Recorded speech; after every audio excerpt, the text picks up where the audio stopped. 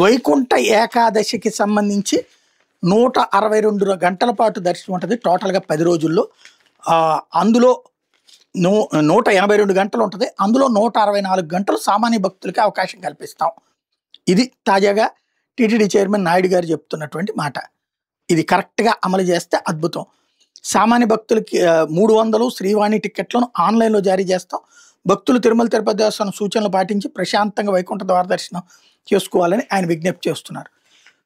ఎలాంటి ఇబ్బంది లేకుండా చూసుకోవాలని మనస్ఫూర్తిగా కోరుకుంటున్నాను. అట్ ద సేమ్ టైం ఈ ఉచిత దర్శనం 300 రూపాయల దర్శనం దగ్గర కరెక్ట్గా ఆ టైంకి విపరీతంగా తోపులాట నడుస్తూ ఉంటుంది. కరెక్ట్గా ఆ క్యూ లైన్ దగ్గర నుంచి వచ్చి లోపలికి వెళ్ళేటటువంటి చోట్లను చూస్తే విపరీతంగా ఒకేసారి 7-8 లైన్లు లాగా తయారైపోతాయి. అక్కడ యాక్చువల్గా 3 లైన్లు నడవాలి, 2 లైన్లు నడవాలి. చివరిలో 2 లైన్లు నడవాల్సిన చోటన అక్కడ కిక్కిరిసిపోతుంటారు. అది సరి చేస్తే దర్శనం ప్రశాంతంగా ఉంటుంది.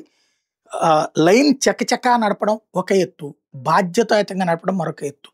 విఐపి దర్శనాల్ని తగ్గించగలిగితే ప్రయోజనం. విఐపి అంటే ఎమ్మెల్యే వస్తే, ఎంపీ వస్తే, మంత్రి వస్తే తప్పే లేదు. కానీ వాళ్ళ లెటర్లని ఈ 10 రోజులు అనుమతించకూడదు. ఈ 10 రోజులు వాళ్ళ లెటర్లను అనుమతి ఇవ్వడం అంటే భక్తులకి ద్రోహం చేసినట్టే.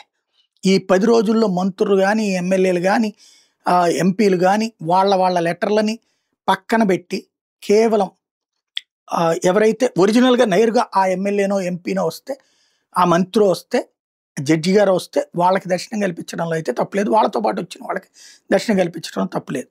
కానీ కాకుండా చేస్తేనే సమస్య. అది ఒకసారి 10 రోజులు అయ్యాక చూసుకుని మాట్లాడుకోవచ్చు మనం.